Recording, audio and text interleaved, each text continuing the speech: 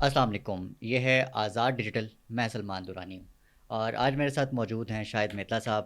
آج بہت سی چیزیں ڈسکس کرنی ہیں، اسپیسیفکلی شاہد صاحب ویلکم پہلے تو، اور بہت شکریہ۔ دوسرا یہ بتائیے، یہ جو گرفتاری کے بعد بڑی چیزیں چل رہی ہیں اس پہ تو چلیں بات کرتے ہیں، لیکن یہ جو ایک تازہ ملاقات ہوئی ہے جس میں تصویر بھی آئی ہے اور ویڈیوز بھی کچھ سامنے آئی ہیں جس میں تمام ایکس آرمی چیفز موجود تھے لیکن جنرل باجوہ صاحب موجود نہیں تھے، اس پہ کوشچن ریز ہو رہا ہے۔ بہت شکریہ اور congratulations for joining Azad digital, اور ماشاء اللہ سے you guys are doing really well, impressive show ہے آپ کا ابھی تک، اور ٹیک آف بڑا زبردست ہے، تو بہت ساری نیک تمنائیں فیوچر کے لیے بھی۔ Thank you very much. دوسرا، جنرل باجوہ کے حوالے سے دیکھیں، ایک تو جو کھانے یا جو مدعو کیا گیا ہے، عشائیہ دیا گیا ہے، اس میں ہمیں ایک سیم پیج نظر آیا ہے کہ جو اس سے پہلے یہ بات کی جا رہی تھی کہ شاید جنرل عاصم اس طرح سے انجوائے نہیں کرتے سپورٹ، ویٹرنس کی سپورٹ انجوائے نہیں کرتے، یا with in the institution support enjoy نہیں کرتے،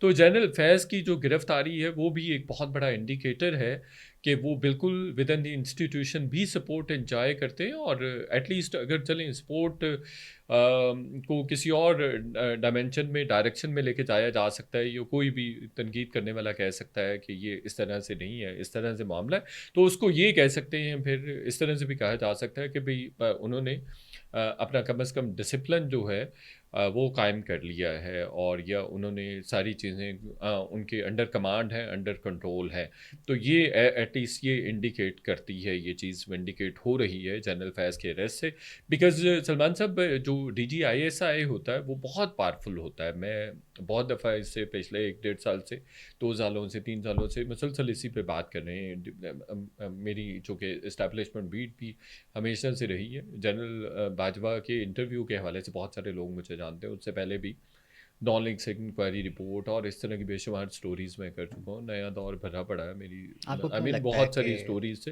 تو میں یہ بتاؤں کہ جو ڈی جی آئی ایس آئی ہوتا ہے وہ ہی is most powerful person, most powerful general, right right اور آرمی چیف کے بعد سب سے پاورفل جو ڈیزگنیشن پورٹ فولیو ہوتا ہے وہ ڈی جی آئی ایس آئی کا ہوتا ہے، ہر جنرل جو 3 اسٹار ہوتا ہے وہ چاہتا ہے کہ اس کو ڈی جی آئی ایس آئی بنائے، تو کوئی retired D G I S I بھی بہت ساری پاورز انجوائے کر رہا ہوتا ہے، بہت سارا لیوریج انجوائے کر رہا ہوتا ہے، تو جنرل فیض کا جو اریسٹ ہے وہ دیٹ انڈیکیٹس کہ جنرل عاصم منیر کی کمانڈ اور کنٹرول بڑا اسٹرانگ ہے، ڈسپلنڈ ہے، اور چیزیں ڈسپلن میں ہیں اور ان کے کنٹرول میں ہیں۔ دوسرا یہ ہے کہ سیم پیج پہ ہیں ویٹرنس بھی، انسٹیٹیوشن میں بھی۔ جنرل باجوہ کے مسنگ ہونے کی ریزن جو میں نے تھوڑے بہت چیک کی ہے، بہت زیادہ تو میں نے اس کو نہیں پروب کی ہے، بٹ دائیں بائیں جو تھوڑی بہت بات پتہ چلی ہے وہ یہی ہے کہ وہ آؤٹ آف کنٹری ہیں، وہ ملک میں ہے نہیں، اور ایک چلیں آپ کے ساتھ ایکسکلوسیو شیئر کر لیتا ہوں کہ عام تاثر یہ ہے کہ شاید جنرل باجوہ کے تعلقات ہائی کمانڈ سے یا جنرل عاصم منیر سے اچھے نہیں ہیں، ایسا نہیں ہے، بالکل ایسا نہیں ہے، جنرل عاصم منیر اور جنرل باجوہ کے بہت اچھے اور قریبی تعلقات ہیں، گھریلو تعلق بھی ہے ان کا، جو لوگ سمجھتے ہیں کہ شاید ہے نہیں، جنرل فیض کے ساتھ ہی نہیں ان کا تعلق تھا، ان کا ان کے ساتھ بھی بہت زیادہ تعلق تھا، اور انہوں نے ہمیشہ جنرل عاصم منیر کو بھی اور جنرل فیض دونوں کو کافی زیادہ ان کو پروفیشنلی سپورٹ کرتے رہے ہیں، اور یہ تھوڑا سا فرق ہے دونوں کی پروفیشنل کیپیبلٹیز میں۔ جو جنرل عاصم منیر ہیں یہ بہت کمپیٹنٹ آدمی تھے، بہت ڈسپلنڈ آدمی تھے، اور کمانڈ پہ بلیو کرنے والے آدمی تھے شروع سے۔ جنرل اچھا فیض اچھا، بہرحال کسی نہ اس میں کسی ایک طرح ذیلی سے سوال پیدا ہوتا ہے لو پولز کا فائدہ اٹھاتے ہوئے کہ ٹاپ پہ پہنچ گئے۔ نواز شریف صاحب ہمیشہ جب احتساب کی بات کرتے تھے، جب یہ once he was in London, ہاں جی۔ تو وہ جنرل فیض اور جنرل باجوہ دونوں سے سوال کرتے تھے، لیکن جب وہ پاکستان آئے ہیں تب سے وہ خاموش ہیں۔ آج عمران خان صاحب نے جنرل باجوہ کے حوالے سے بھی یہ بیان دیا کہ جی احتساب تو سب کا ہونا چاہیے، he is clear what Nawaz Sharif and فوج ایز اے ادارہ تھنکس اباؤٹ جنرل باجوہ۔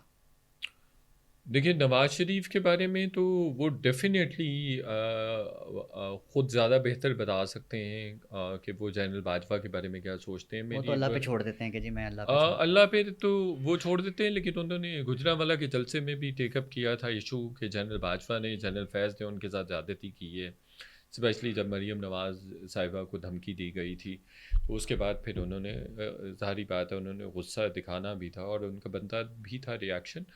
اور دوسرا وہ چاہتے تھے کہ ان کو ٹیک اپ کریں جنرل معاملے باجوہ کو، کے جنرل ساتھ. باجوہ کے ایشو کو بھی، جنرل فیض کے ایشو کو بھی، اور ان کو جو یہ سلسلہ تھا انتخابی کیمپیننگ والا جو تھا سلسلہ، اس میں ان کو یوز کریں. اور ان کا بیانیہ بھی بڑا مضبوط ہو سکتا تھا کہ ہمیں جنرلز نے نکالا ہے اور ہمیں ججز نے نکالا ہے. لیکن پھر وہ ان کی پارٹی میں کنسنسس ڈیولپ ہوا، اور پھر ادھر کا انسٹیٹیوشن کا بھی ایک تھا کہ آپ اس طرح سے زیر بحث نہ لائیں. اگر ہم ڈسپلن کی طرف بڑھ رہے ہیں، ہم اپنے انسٹیٹیوشن کو مزید آرگنائز کر رہے ہیں، مزید منظم کرنے کی کوشش کر رہے ہیں، تو ایک دفعہ پھر اگر آپ پبلک ڈسکورس میں چیزیں لائیں گے تو یہ پھر مناسب نہیں ہوگا. تو دیکھیں یہ ان کو کہا گیا. یہ میسج تو دیا گیا نا، یہ میسج دیا گیا. یہی اور وجہ اس ہے بات کہ کا نواز شریف صاحب خاموش ہیں. جی نہیں دیکھیں ان کے خاموشی کی تو وجہ یہ ہے کہ وہ ان کے ایک بھائی جو ہیں وہ وزیر اعظم ہیں، ایک بیٹی ان کی جو ہے وہ سی ایم ہے.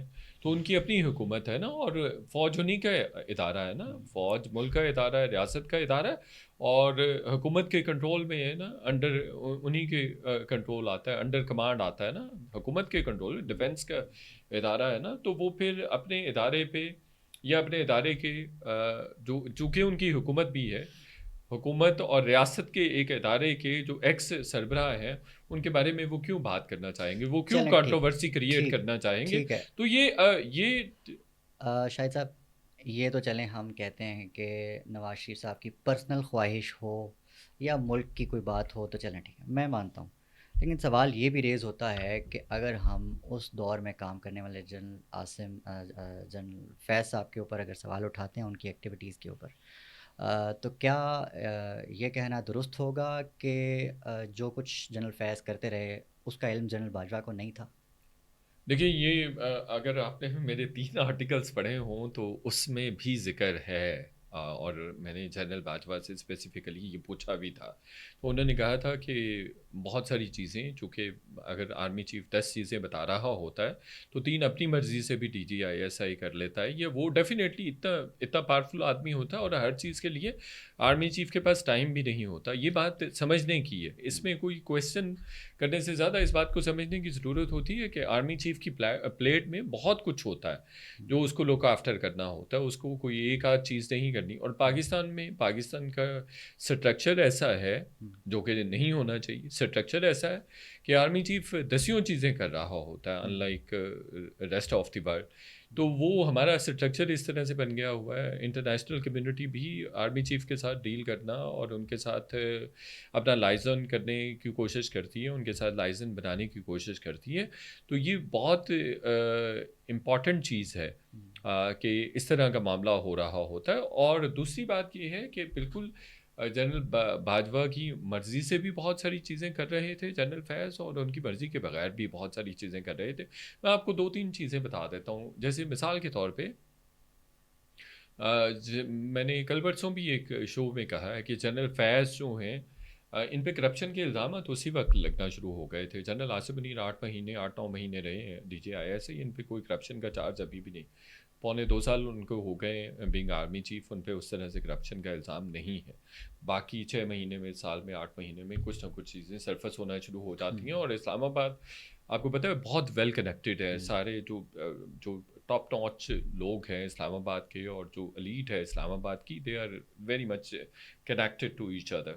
اور وہ کہیں نہ کہیں کسی نہ کسی بیٹھک میں، کسی نہ کسی محفل میں چیزیں جو ہیں پہلے دن ہی سامنے آ جاتی. یو وانٹ بلیو دیٹ، لوگوں کو نہیں پتہ، لیکن اس سرکل میں جب آپ موو کرتے ہیں تو پہلے دن ہی کوئی ایک پوزیشن پہ آتا ہے تو پہلی دن کی چیزیں بھی رپورٹ ہو رہی ہوتی ہیں سم ٹائم. تو آرمی چیف جو کرنٹ آرمی چیف ہے ان کے بارے میں اس طرح کی کوئی چیز نہیں. جو بات جنرل باجوہ، اور ڈیفینیٹلی جنرل باجوہ کے کہنے پہ اور انہی کی مرضی سے ساری چیزیں کر رہے تھے جنرل فیض. لیکن آپ دوسری طرف یہ دیکھیے کہ जनरल बाजवा भी हैरान, बाकी भी आर्मी में लोग हैरान थे कि जो फॉर्चून जनरल फैज़ ने कमाई है, जो बनाई है, वो इट वाज़ अनबिलीवेबल। ये कोई इतना आसानी से चीज़ें नहीं हो सकती। मिडिल क्लास से, लोअर मिडिल क्लास से उनका ताल्लुक़ था जनरल फैज़ का, लेकिन अब उनके पास एकड़ों में ज़मीन है, और उनका जो फार्म हाउस है जो उन्होंने चकवाल में बनाया है, यहाँ से लोग गए, उन्होंने रोदादें सुनाई सबने। जब उनकी वालिदा की डेथ हुई तो यहाँ से लोग गए, तो वो 500-600 कनाल का फार्म हाउस है, और वो मलिक रियाज ने बनवा के दिया हुआ है, मलिक रियाज ने बनवा के दिया हुआ है। राइट। अच्छा, हाँ, आपको जनरल फैज़ साहब के अरेस्ट के बाद, कोर्ट मार्शल जो उनका होगा उसके बाद, जनरल बाजवा साहब की एहतसाब की कोई सिचुएशन बनती नज़र नहीं आ रही? मुझे नहीं ऐसा बनती नज़र आ रही, मुझे नहीं लगता कि ऐसा होगा। और देखिए, जो आप ISPR की प्रेस रिलीज़ है उसको अगर आप पढ़ें तो वो बहुत कैलकुलेटेड है, वेल थॉट है, वेल मेडिटेटेड है। वो आपका जो आखिरी पैरा है, जो सेकंड पैरा है, या दो ही पैराग्राफ्स है उसके, तो आखिरी पैरा बहुत इम्पोर्टेंट है, और वो ये था कि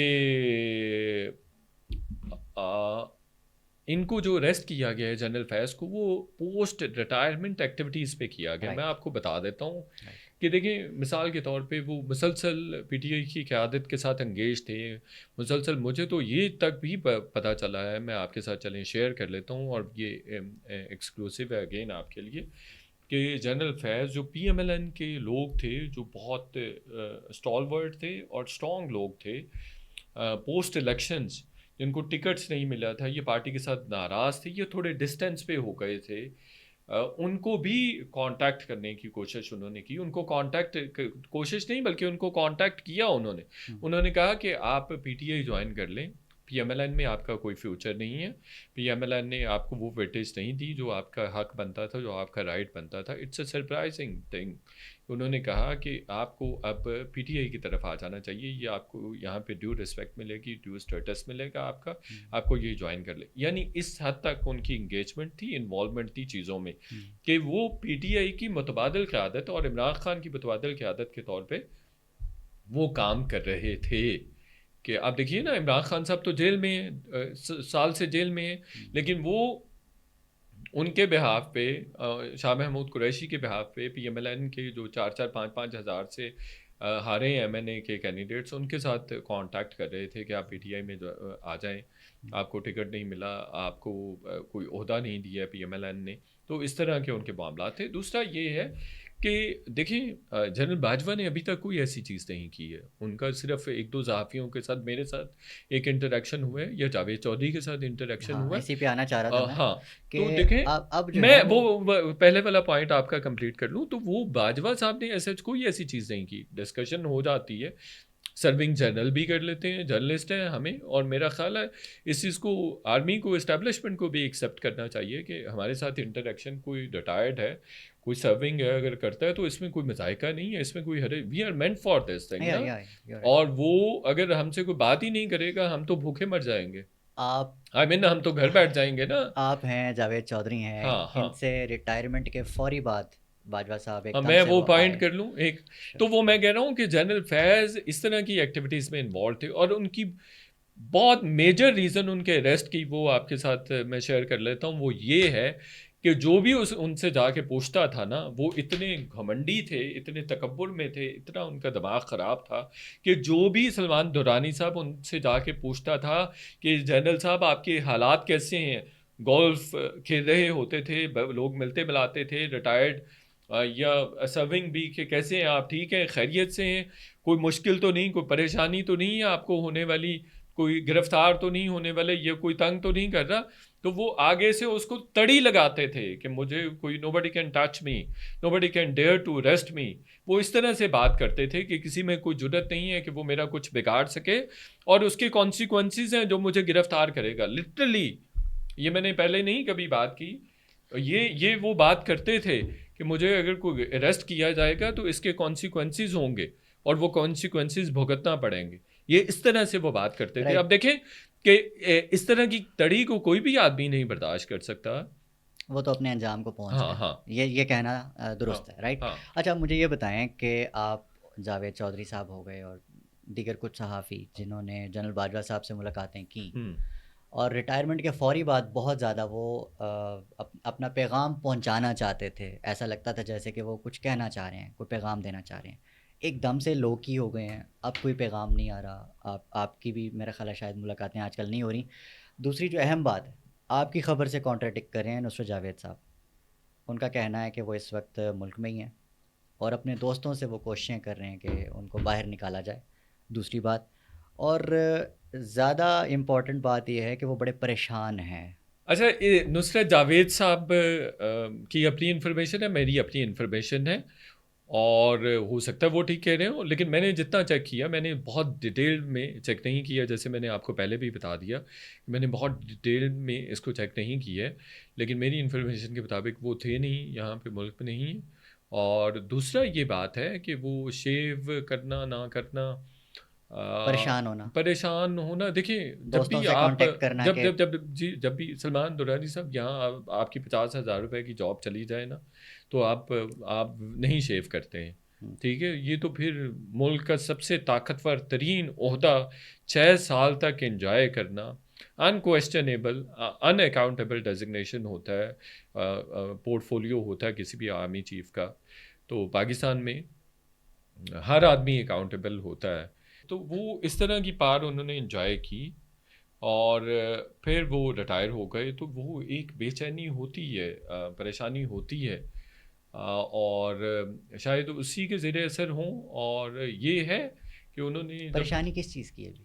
جاب چلی جب گئی, دیکھیں مراد تو عہدے ہوتی ہیں پر نا. نہیں, مراد کی نہیں بات ہوتی, یہ طاقت ہے نا, اس میں بڑا نشہ ہے. طاقت نے بھائیوں کو بھی, باپ کو بھی, خاندانوں کو بھی قتل کروا دیا. آپ دیکھ لیں, مغلوں کی تاریخ دیکھ لیں آپ, جو روم تھے ان کی تاریخ دیکھ لیجئے, پوری ہسٹری, ایون اسلامک ہسٹری میں بھی ہمیں اس طرح کی مثالیں ملتی ہیں جس میں ہم نے اپنے بہن بھائیوں کے سروں پہ پاؤں رکھ کے حکمرانی کی ہے, اور عہد سلطنت ہم نے لیا ہے, اور سلطنت کے امور سنبھالیں.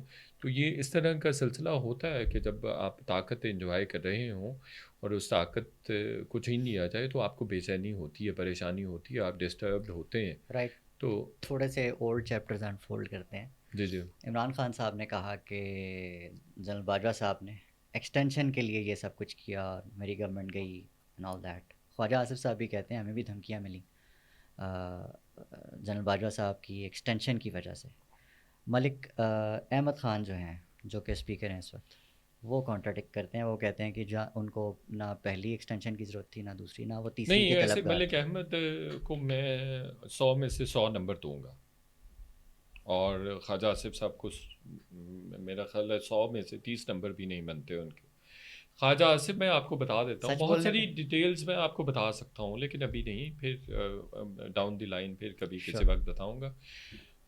دیکھیں, خواجہ آصف, شاہد خاقان عباسی اور ملک احمد, یہ 3 لوگ ایسے تھے جو دن رات سلمان دورانی صاحب جنرل باجوہ کے گھر پہ ہوتے تھے, ان کے پاس ہوتے تھے, یا ان کے سسر کے گھر پہ ہوتے تھے. تو یہ دن رات انہی کے آس پاس ہوتے تھے. یہ تینوں اشخاص جو ہیں, یہ دن رات وہیں پائے جاتے تھے, اور ان تینوں کو انہوں نے ڈفرینٹ ٹاسکنگ کے لیے رکھا ہوا تھا. خاص طور پر آخری جو مہینہ ہے, نومبر کا مہینہ ہے, نومبر 2022 میں ان کو شٹل کاکنگ کر رہے, شٹل ڈپلومیسی کر رہے تھے شاہد خاقان عباسی بھی, ملک احمد بھی, خواجہ آصف بھی. خواجہ آصف کا کوئی 80s 90s سے, بلکہ وہ بتاتے ہیں 70s سے میرا تعلق ہے ان کے سسر کے ساتھ. اور میں آپ کو بتاؤں کہ ان کا بھی 80s 90s سے تعلق تھا, نواز شریف صاحب کا بھی. تو جنرل باجوہ کے لیے لابنگ ان کے سسر نے بھی کی, 10 اور لوگ بھی تھے, فواد حسن فواد بھی تھے, عرفان صدیقی بھی تھے, زبیر عمر بھی تھے, خود خواجہ آصف بھی تھے جو لابنگ کر رہے تھے جنرل قمر جاوید باجوہ کے لیے. اچھا, ایک تو اور میں بات 100 کلیئر کر دیں. نمبر ملک احمد کو اس لیے دوں گا کہ ملک احمد اپنا تعلق نبھا رہے ہیں, اور آج بھی وہ جنرل باجوہ کے ساتھ کھڑے ہیں. تو انسان کو ایسا ہی ہونا چاہیے ایک اور چیز بھی کہ کلیئر اچھے کر دیں. برے میں انسان کھڑا رہے. یہ جو تو خواجہ آصف کا بڑا روب دبدبہ تھا. خواجہ آصف نے بھی جنرل باجوہ کی پارٹس کو انجوائے کیا ہے, اور وہ یہ جو ذہن میں کال رکھیں. والی بات تھی کہ جی الیکشن کی رات جب وہ ہار رہے تھے, تو وہ انہوں نے ہاں, کس کو کال کی یہ تھی؟ میں آپ کو بہت انٹرسٹنگ بات بتاؤں. میرے پاس یہ دسمبر 2018 کی بات ہے, نہیں 2018 نہیں 19 کی بات ہے. جب مجھے یہ پتہ چلا تھا کہ جنرل اب جو خواجہ آصف ہیں انہوں نے الیکشن کی رات جنرل باجوہ کو فون کیا تھا، اس رات میرے پاس دو خبریں آئی تھیں، ایک جنرل سرفراز ستار صاحب کے حوالے سے کہ ان کو ہاؤس اریسٹ کیا گیا ہے، اور یہ نومبر یا دسمبر کی بات ہے، نومبر دسمبر 2019 کی بات ہے کہ ہاؤس اریسٹ، اور یہ کہ خواجہ آصف نے الیکشن کی رات جو 25 جولائی 2018 کو ہوا تھا، تو اس رات انہوں نے فون کیا تھا جنرل باجوہ کو بھی، جنرل باجوہ کے سسر کو بھی، تو جنرل باجوہ نے کہا تھا کہ سب اوکے ہو جائے گا، سب ٹھیک ہو جائے گا، اور وہ جیت بھی گئے۔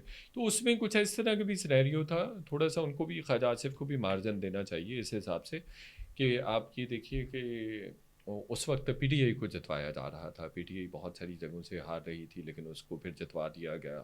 بہت سارے نام ہیں جن کے مسترد شدہ ووٹ جو جیتے ہوئے مارجن سے زیادہ تھا، تو وہ اس ڈر میں بھی تھے، اس فیئر میں بھی تھے کہ مجھے ہروا نہ دیا جائے اور میرے ساتھ غلط نہ ہو جائے۔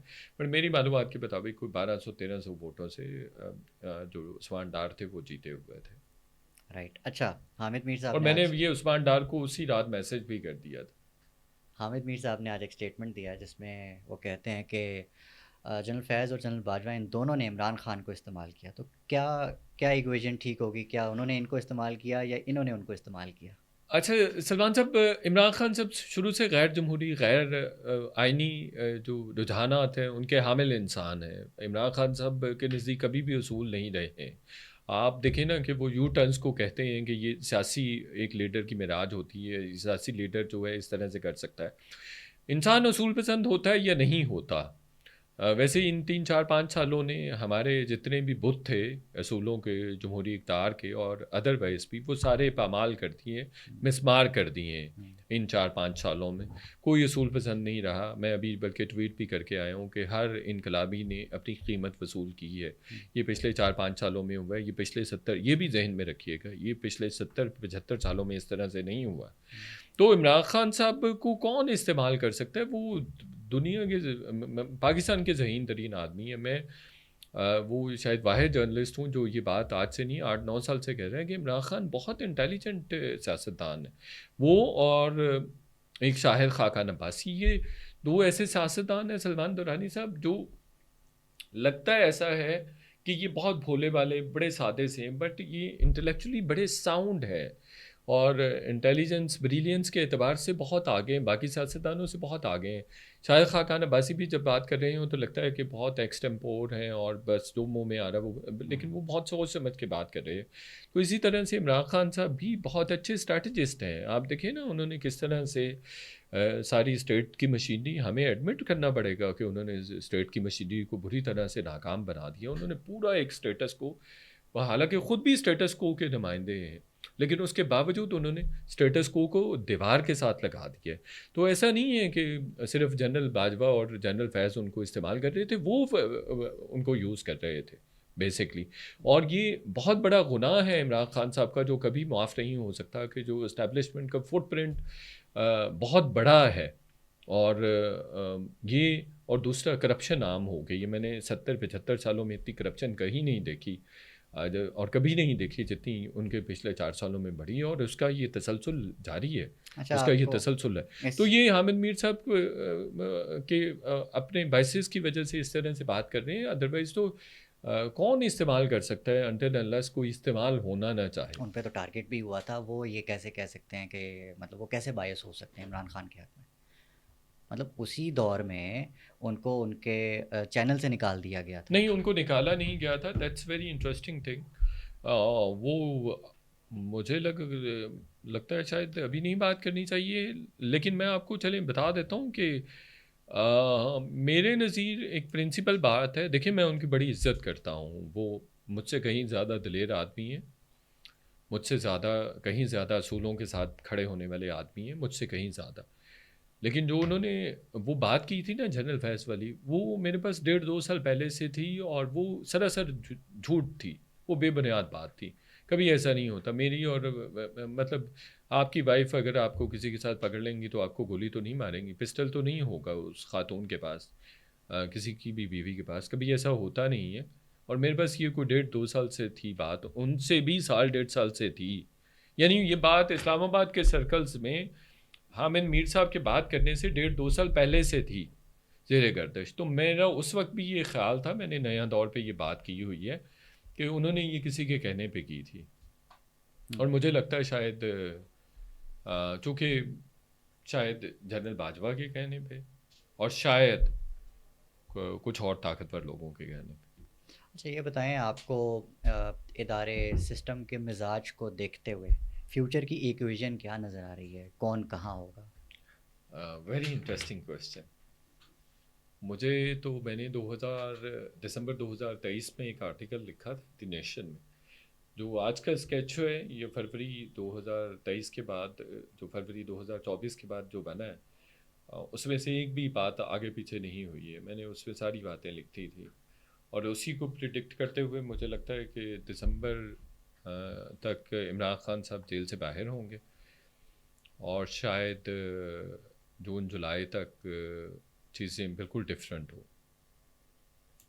پکچر کریں کیا کیا نظر آ رہا ہے آپ کو؟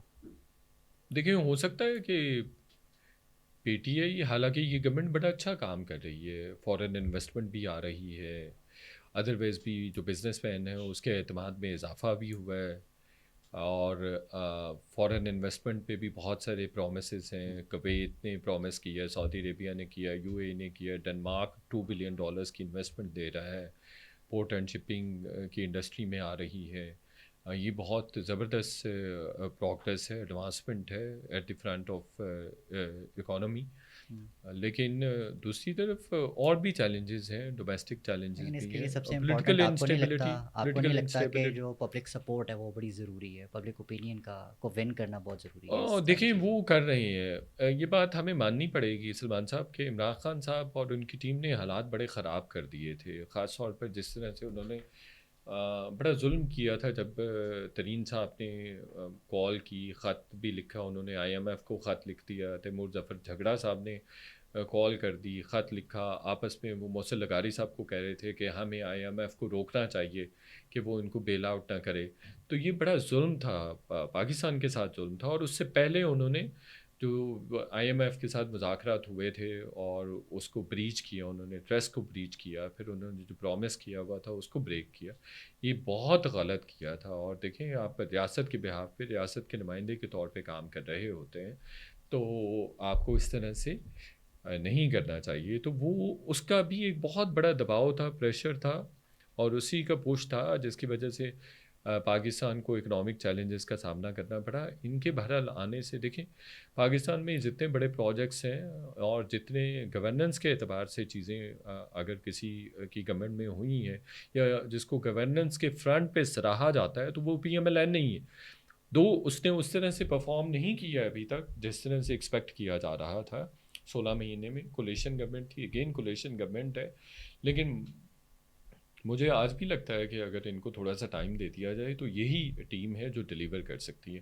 نون کے پاس یہ بہت بڑا ایڈوانٹیج ہے بھارت کہ اس کے پاس ٹیم بہت زبردست ہے اور ڈیلیور کرنے والی ٹیم ہے. اچھا ویسے آپ کو کیا لگتا ہے ہو از کالنگ دا شاٹس؟ کل نواز شریف صاحب یہ نہ کہیں کہ ہماری گورنمنٹ نہیں تھی، ہمیں کام نہیں کرنے دیا گیا. کولیشن گورنمنٹ میں سلمان دورانی صاحب یہ ایشوز تو ہوتے ہیں، 2/3 میجورٹی، اسی لیے وہ الیکشن والے دن مانگ بھی رہے تھے 8 فروری والے دن کہ ہمیں سمپل میجورٹی دیں، ہمارے ساتھ کوئی کولیشن پارٹنرز نہ ہوں تاکہ ہم چیزیں خود سے کر سکیں. تو ابھی تو دیکھیں یہ ہائبرڈ پلس رجیم ہے، ایس آئی ایف سی ہے جو اکنامک افیئرس کو دیکھ رہی ہے، باقی گورنمنٹ بھی اپنے اینڈ پہ چیزیں کر رہی ہے. پولیٹیکل فیس بھی اور پولیٹیکل اینڈ پہ بھی بہت زبردست چیزیں ہو رہی ہیں. میں نے دیکھا ہے رانا مشہود کو دیکھا ہے، 10 منسٹر جتنا کام کر رہے ہیں. میں نے اطاعت آرٹ کو دیکھا ہے، بہت اچھا کام کر رہے ہیں، بہت ایکٹیو. شہباز شریف بہت محنتی آدمی ہے، بہت زبردست کام کرتے ہیں. عمران خان صاحب کی یہ سارے ایشوز تھے. اس کا یہ مطلب نہیں ہے کہ میں عمران خان صاحب میں کوئی باعث ہو گیا ہوں. جیل میں بندہ ہو تو ویسے ہی نہیں دل کرتا. ہم تو چونکہ میں تو اس طرح کا پاکستانی یا اس طرح کا پنجابی ہوں کہ جو کسی کو بھی دشمن کو بھی مشکل میں دیکھ کے دل ہی نہیں کرتا کہ اس کے بارے میں بات کی جائے. تو بہرحال عمران خان صاحب نے بڑے ظلم کیے ہیں اس ملک کے ساتھ، انہوں نے بہت ساری چیزیں غلط کی ہیں جو کہ نہیں ہونی چاہیے. شاہد مہتلا صاحب آج ہمارے ساتھ موجود تھے. Thank you very much for your time sir. لائیے سر.